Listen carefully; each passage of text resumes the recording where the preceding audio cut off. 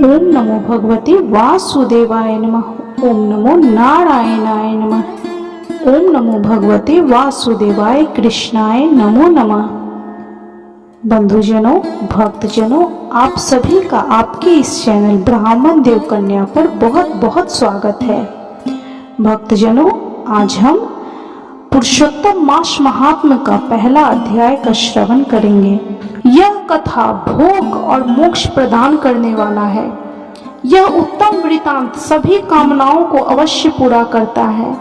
इस प्रकार इस चरित्र को पढ़ने व सुनने वाला ज्ञानी मनुष्य सभी पापों से मुक्त हो जाता है।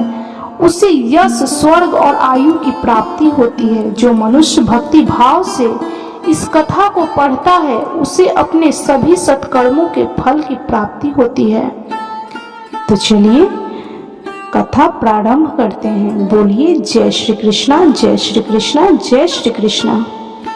एक बार बहुत से ऋषि मुनिजन नैमिषारण्य तीर्थ में जाकर यज्ञ करने में तत्पर थे। उसी समय श्री सूत जी तीर्थ यात्रा के निमित्त भ्रमण करते हुए अपने शिष्यों सहित वहां पर आए। मुनियों को देखकर नमस्कार कर आनंद मग्न हो गए। वल्कल वस्त्र पहने, प्रसन्न मुख, चेहरे पर कांति, परमार्थ में निपुण, चंदन से शोभायमान, तुलसी की माला तथा जटाओं का मुकुट धारण किए हुए महाशरणम इस अद्भुत मंत्र को जपते हुए सूत जी को देखकर नैमिषारण्य के महर्षि लोग उठकर खड़े हो गए। मुनियों ने हाथ जोड़कर कहा कि हे सूत जी, हम सब लोगों को भगवान की अद्भुत कथाओं को सुनने की इच्छा है। तब सूत जी ने प्रसन्नता से सब ऋषियों के आगे हाथ जोड़कर नमस्कार किया। ऋषि कहने लगे कि हे सूत जी, हमने आपके लिए सुंदर आसन बनाया है, आप इस पर विराजमान होइए। आप बड़े भाग्यवान हैं। आपने गुरु की कृपा से भागवत के रहस्यों का वर्णन करने की शक्ति प्राप्त की है। इस संसार सागर में हजारों बातें सुनने योग्य है, परंतु उनमें भी जो सार वस्तु हो, संसार सागर में डूबते को पार करने के लिए जो शुभ श्रेष्ठ कथा आपके विचार में हो वही बताइए। शौनकादिक ऋषियों के पूछे जाने पर श्री सूत जी कहने लगे कि हे विप्रो, मेरे वचनों को सुनो। मैं पहले पुष्कर तीर्थ गया और वहां से हजारों तीर्थों में होता हुआ हस्तिनापुर गया। वहां राजा परीक्षित अपने राज्य को छोड़कर अनेक महापुण्यवान ऋषियों के साथ गंगा किनारे जा रहे थे। उनमें अनेक सिद्ध योगी और महासिद्ध मुनि थे। मैं वहां पर उस समाज को पूछ ही रहा था तो वहां श्री कृष्ण भगवान के चरण कमल में मन लगाए महामुनि व्यास जी के पुत्र शुकदेव जी पधारे, जिनकी 8 वर्ष की आयु शंख के समान कंठ, ऊंचे और चिकने केसों से घिरा हुआ मुख, दृढ़ कंधे, चमकती हुई कांति थी। वह अवधूत वेश ब्रह्म स्वरूप थे। ऐसे महामुनि शुक जी को देखकर भी मुनि हाथ जोड़कर खड़े हो गए। तब मुनियों के बनाए हुए कमल चक्र जैसे ही ऊंचे आसन पर शुकदेव जी को बिठाया गया। उस आसन पर बैठे हुए ज्ञान समुद्र के चंद्रमा शुकदेव जी ऋषियों की पूजा को ग्रहण कर ऐसे शोभायमान हुए जैसे तारागण में चंद्रमा शोभायमान होता है। तो भक्तजनों, बंधुजनों, इस प्रकार पुरुषोत्तम मास महात्म्य का यह पहला अध्याय संपन्न हुआ। तो बोलिए ओम नमो भगवते वासुदेवाय नमः। ओम नमो नारायणाय नमः। जय श्री कृष्णा, जय श्री कृष्णा, जय श्री कृष्णा। बंधुजनों, अब हम पुरुषोत्तम मास महात्म्य का दूसरे अध्याय का श्रवण करते हैं। तो चलिए दूसरा अध्याय शुरू करते हैं। सूत जी कहने लगे कि हे ऋषियों, श्री शुकदेव जी को राजा परीक्षित को श्रीमद् भागवत की कथा सुनाते हुए देखकर आया हूँ। ऋषि कहने लगे कि हे सूत जी, जो कुछ आपने वेद व्यास जी के मुख से सुना हो वही कथा सुनाइए। सूत जी बोले कि हे ऋषियों, जैसा मुझ में ज्ञान है और मैंने व्यास जी के मुख से सुना है वह मैं तुमसे कहता हूँ। एक समय नारद जी विचरते हुए भगवान नारायण के निवास स्थान में पहुंचे। वहां पर भगवान के चरणों से अलकनंदा नदी बह रही थी।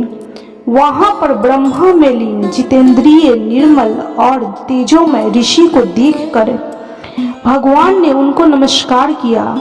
सब साष्टांग नमस्कार कर श्री हरि विष्णु की स्तुति करते हुए नारद जी कहने लगे, हे देवाधिदेव संसार के स्वामी, दया सिंधु, आप सत्यवादी हो, त्रिसत्य हो, सत्य के सार रूप, सत्य से ही उत्पन्न हो और सत्य योनि हो, आपको नमस्कार है। हे भगवान, सब प्राणियों के हृदय विषयों में आसक्त हैं। स्त्री पुत्रादि के मुंह में फंसे हुए गृहस्थी लोगों का हित करने वाला लाभदायक कथा व्रत कुछ विचार कर मुझे बताइए। मैं आपके मुखा रविंद्र से कुछ सुनने के लिए ब्रह्मा लोक से आया हूँ। नारद जी के ऐसे वचनों को सुनकर भगवान श्री हरि विष्णु हंसकर नारद जी से कहने लगे कि हे नारद, भगवान श्री कृष्ण आदि की पुण्य कथा को सुनो। हे तात, जगत के विधाता और उसको एकमात्र में नाश करने वाले, उनके कर्मों को कहने वाले पृथ्वी पर कौन समर्थ है। हे नारद जी, ऐसे भार युक्त कथा भी तुम जानते हो, परंतु फिर भी दरिद्रता को हरने वाला, यश और श्रेष्ठ पुत्रों को देने वाला, मोक्ष देने वाला तथा शीघ्र सेवन योग्य ऐसे अद्भुत पुरुषोत्तम मास महात्मा को कहता हूँ। नारद जी कहने लगे कि हे प्रभु, स्वामियों सहित मैंने चैत्रादि मास तो सुने हैं, परंतु उनमें पुरुषोत्तम मास नहीं सुना। यह पुरुषोत्तम कौन सा मास है और यह कैसे हुआ है? हे कृपानिधे, यह सब आप मुझसे कहिए। इस मास का स्वरूप और विधान मुझसे कहिए। क्या करना चाहिए, स्नान कैसे करें और दान क्या करें, और जप, पूजा तथा उपवास आदि क्या साधन है? इसके अतिरिक्त और भी कोई सार हो, यह सब बतलाइए। सूत जी कहने लगे कि हे ऋषियों, नारद जी के ऐसे जनहितकारक वचनों को सुनकर भगवान चंद्रमा के समान शीतल और शांति देने वाले वचनों से बोले। इस प्रकार पुरुषोत्तम मास महात्म्य का यह दूसरा अध्याय संपन्न हुआ। तो बोलिए ओम नमो भगवते वासुदेवाय नमः, ओम नमो नारायणाय नमः। जय श्री कृष्णा, जय श्री कृष्णा, जय श्री कृष्णा। बंधुजनों, इस वीडियो में हम पहला और दूसरे अध्याय का श्रवण किए हैं। इसके अगले वीडियो में हम फिर अगले अध्याय का श्रवण करेंगे। तो जितना हो सके इस वीडियो को शेयर कीजिए। इस पुरुषोत्तम मास महात्म्य का कथा यदि आपके द्वारा कोई और भी सुनेगा तो आपको उसका भी पुण्य फल जरूर प्राप्त होगा। और कभी भी कथा आधी अधूरी ना सुने, कथा संपूर्ण सुना कीजिए, नहीं तो इसका कोई पुण्य फल आपको इस कथा नहीं सुनने से आपके जीवन में सुख, शांति और समृद्धि आएगी। आपके सभी पापों का नाश होगा, घर से दरिद्रता दूर जाएगी, माँ लक्ष्मी आप पर प्रसन्न होंगी, श्री हरि विष्णु का आशीर्वाद प्राप्त होगा। यदि यह वीडियो आपको अच्छी लगी हो, यह कथा अच्छी लगी हो, तो कृपया वीडियो को लाइक, शेयर और सब्सक्राइब जरूर करें और कमेंट में जय श्री कृष्णा, श्री हरि विष्णु जरूर लिखें।